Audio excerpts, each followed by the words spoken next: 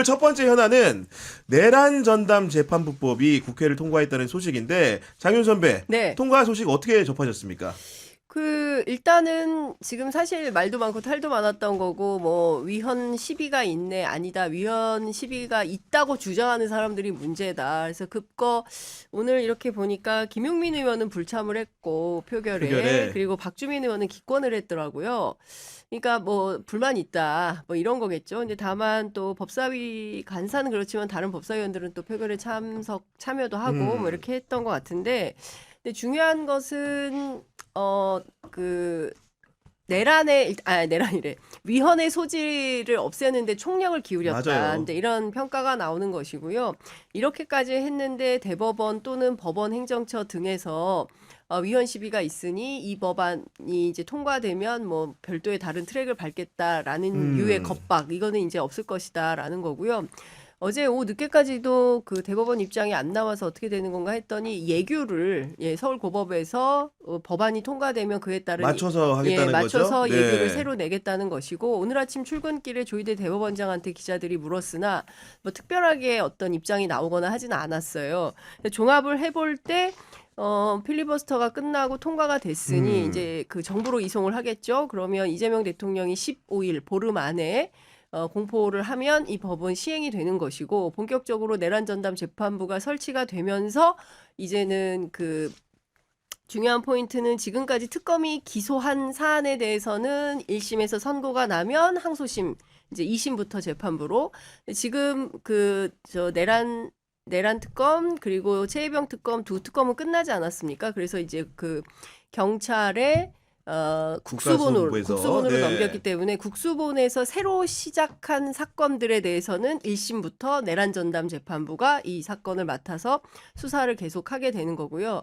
2차 종합 특검을 지금 또 하겠다는 거잖아요. 그래서 특검법이 만들어져서 새롭게 특검이 되면 이제 거기서 수사하는 것들은 전부 내란 전담부에서 하게 되고, 중요한 것은 몇 가지 키포인트가 있을 것 같은데, 하나는 그동안 지규현 판사 문제가 지적됐던 것은 대등재판부가 아니라 사실상 10년 이상 차이 나는 배석재판 판사들에서 지규현 단독재판부처럼 운영이 되었는데, 이 내란 전담이 되면 이제는 배석 판사류가 아니라 네. 대등재판부로 구성이 된다는 거, 그리고 전권이 판사회의로 간다는 거, 그리고 무엇보다 중요한 것은 조희대 대법원장의 어떤 입김으로부터 자유로운, 그래서 마지막에 결정, 인준 또는 결정 권한이 서울고등법원장에게 있게 됩니다. 네, 형식적이죠. 그렇습니다. 네. 뭐 그러니까 중요한 것은 판사회의가 집단지성을 통해서 내란 전담 재판부를 구성하는 것이기 때문에 여기에 토를 달기는 어려울 것이다라는 맞아요. 네. 전망이 우세합니다. 개념 설명을 추가로 해드리면은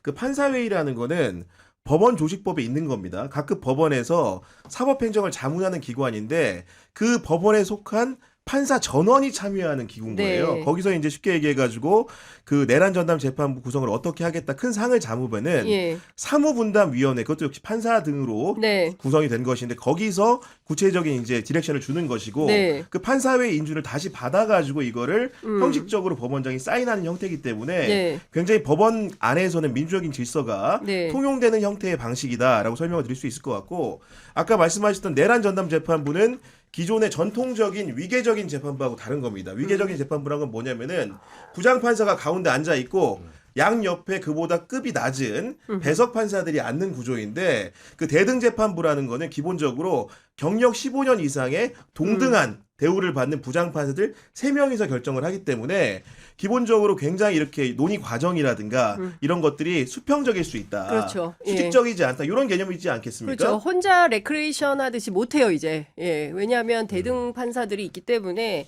자기가 다 혼자 결정해서 그렇게 할 수 없는 구조가 되는 것이고, 또 하나 지금 그 많은 언론에서 뭐 그거 지금 대법원 예규하고 비슷한데 뭐하러 이거를 또 만드느냐, 뭐 똑같은 법안 2개 만드는 거 아니냐라는 비판들이 있는데요. 핵심적으로 3가지 정도에서 차이가 있는데, 첫 네. 번째는 대법원 예규에는 형사부 전체 17개 가운데 하나를 그냥 배당하는 거예요. 아, 임의로 그 예, 중에 하나를. 그렇습니다. 그렇지만 그 내란 전담 재판부 설치법에는 선지정 당연 배당. 그러니까 먼저 지정을 하고 배당을 하는 거다. 이제 이런 거고요. 두 번째는 제보자들 있잖아요. 제보자 보호 규정.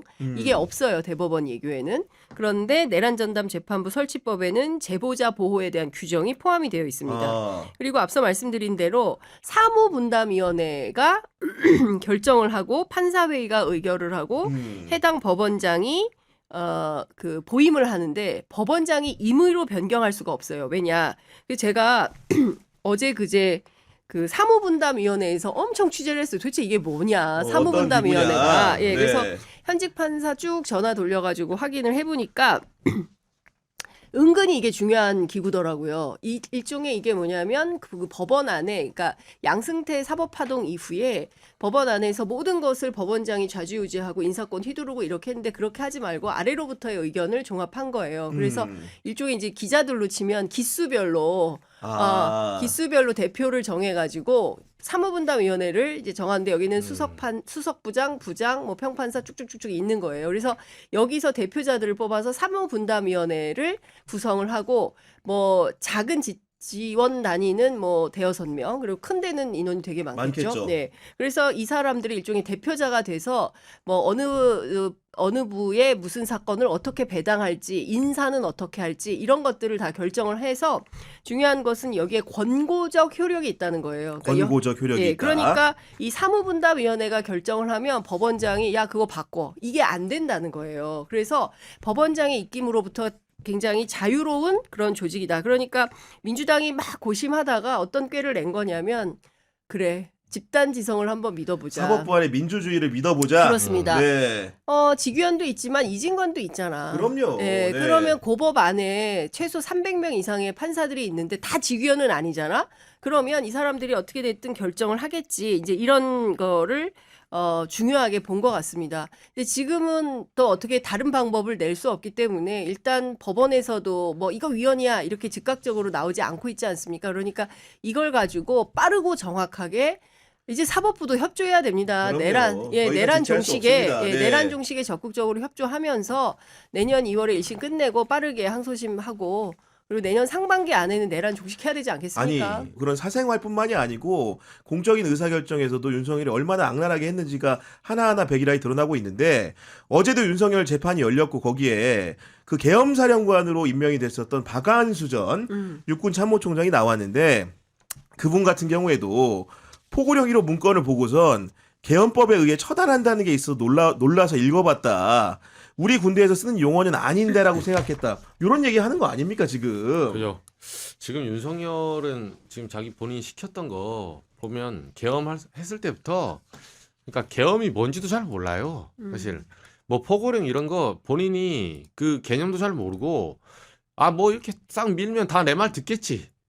그리고 지난번에 용현이랑 김용현이랑 몇 명 작전 짜놨으니까 알아서 밀고 들어가겠지.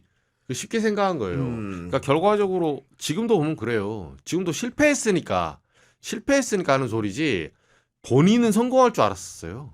그런 증언들이 많이 나오죠. 그리고 저는 개인적으로 군에 대해서 오늘도 뭐 그런 말 하잖아요. 무슨 사병들 통닭 사줄 돈이 없어서 진짜 짜쳐. 진짜. 네, 무슨 그 예산 말한 핑계를 대도 네. 정말 그럼 본인이 그 부대 가서 한번 사주지 그랬어요. 네? 초도순식 할 때 자기 잘만 돈으로 네. 가서 뭐 말도 안 되는 짓 하고 아니, 경례도 할 줄 모르면서 도자기 깨져도 자기가 깨트리고 자기 돈 안 했을 것 같은데. 아니 근데 저는 이런 생각이 좀 들어요. 그러니까 정말 역대의 가장 추악한 정치 지도자로 남을 걸로 보입니다. 이제 그 사람의 이제 운명이나 이것은 본인이 자초한 것이고 국민들한테 한때는 그도 굉장히 인기 있고 추앙받던 그런 검사 아닙니까? 그렇습니다. 뭐 정의로운 검사의 표징처럼 사람에 충성하지 않는다 딱 한마디로 일약 스타덤에 올라서 대통령까지 된 사람인데 그 사람의 수많은 문제적 지적들이 있었음에도 불구하고 그가 대통령이 되는데 기여했던 것도 우리 언론의 잘못은 없나라는 좀 생각이 들고 저는 박한수 같은 경우에는 잘 생각해 보시면 그 김장한 목사가 주관한 국가조찬 기도회에 가서 막 이렇게 안수 뭐 무슨 뭐 이런 거 했던 사람이잖아요.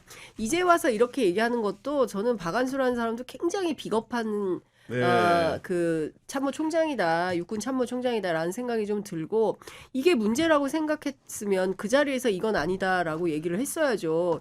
여태 있다가 이제 와서 얘기하는 것은 죄수의 딜레마인 거죠. 자기가 면탈할 수 있는 최소한의 모멘텀을 만들기 위해서 이렇게 빠져나가려고 이런 말을 하는 거지. 즉시에 그게 문제가 있었다고 생각했으면 그 즉시에 이거는 하면 안 된다라고 말을 했어야 되는 거 아니에요? 그러니까 연장선상에서는 신원식이라는 사람도 마찬가지예요. 네. 최근에 상대적으로 김용현 때문에 좋은 평가를 받긴 하지만은 지난해 3월에 안가와 이동했을 때 7월에 하와이 순방 등에서 들은 얘기를 접했을 때 그때 윤석열 면전에서 계엄은 절대 안 됩니다. 이렇게 얘기해 오른 건데 자기는 그냥 술을 마시는 과정에서 일시적으로 한 얘기인 줄 알았고 실제 계엄이 일어나서 대통령이 크게 실망했다고 사후 약방문 지금 얘기하면 뭐가 소용이 있습니까? 그렇죠. 그렇죠. 지금 그렇게 말하는 사람들이 굉장히 많아요.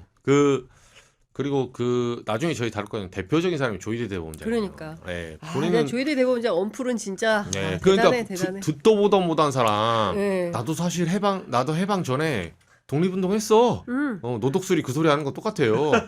그러니까 그 독립운동하려면 사진이라도 한 장 찍히시든가. 그리고 얼마나 오히려 대법원장 이런 자리는 일반인들이 나도 그때 독립하기 전에 우리가 일제치하에서 독립운동했다. 나를 사실 증명하기 힘든 거지. 대법원장 정도면 우리나라의 절대 권력의 마이크 넘버 3 안에 들어가요. 그 사람이 말한다면 다 달라붙어요. 누구보다 언론 친화적인 환경이 조성되어 있는 사람들이 무슨 그걸 홍보를 할 수 없어서 자기 속으로 뭐 간부들하고 했다? 간부들이 그럼 당연히 그 말 했다 그러지 했을지 안 했을지 모르지만 저는 안 했어도 했다고 봐요. 그냥 혼잣말로 이거 위헌 아닌가? 했던 걸 그래 말하든가. 그러니까 그 간부들한테 물어봤자 의미가 없는 진술이에요. 그냥 진짜 치졸하고 비겁하고 그 권력의 아첨을 한 거 아닙니까? 솔직히 말하면 조희대 대법원장 행적과 관련해서는 물론 저는 좀 아쉬움이 큽니다. 조은석 특검이 왜 그거를 조금 더 상세하게. 예, 그리고 왜 도장 찍어서 끝냈나 이 사건을 그냥 문만 열어놔도 되잖아요. 국수본으로 넘겨서 경찰이 수사하다가 2차 특검이 뜨면 그때 넘겨도 되는데 굳이 여기에서 길을 막아버리는 이유가 뭐였을까 지금도 이제 의심이 드는데 되게 비겁한 거죠. 신원식 장관도 마찬가지고 박안수 그 참모총장도. 참모총장도 네. 마찬가지인 겁니다. 생각했다. 생각만 하면 뭐예요? 실행을 실행 해야지. 옮겨야지. 군인 아닙니까? 그렇죠. 예, 네. 군인이면 즉각적으로 군복 입은 군인이 즉각적으로 실행하지 않고 그땐 나 이렇게 생각했었어요. 어쩌라고. 저는 이런 식의 비겁한 태도가 결국에는 대한민국을 비상계엄에 이르는데 아무도 역할을 못한 겁니다. 예, 결국에는 자기의 어떤 권력 욕심, 예, 그리고 여기에 내가 편승하면 출세하지 않을까라는 기대. 막연한. 예, 네. 국가와 국민에 대한 1도 생각이 없는 거죠. 국가와 국민에 대해서 조금이라도 생각했다면, 민주주의에 대해서 정말 단 콩알만큼이라도 생각했다면 이런 행동을 할 수가 없는 거죠. 네. 아무튼간에 이 문제 같은 경우에는 내란 전담 재판부법도 국회를 통과했으니까 조속하게 맞물려가지고 시급하게 우리 국민들을 위해서 판결 선고도 하고 새로운 사건 수사에서 밝히는 것만이 해법이라고 봅니다. 그렇습니다.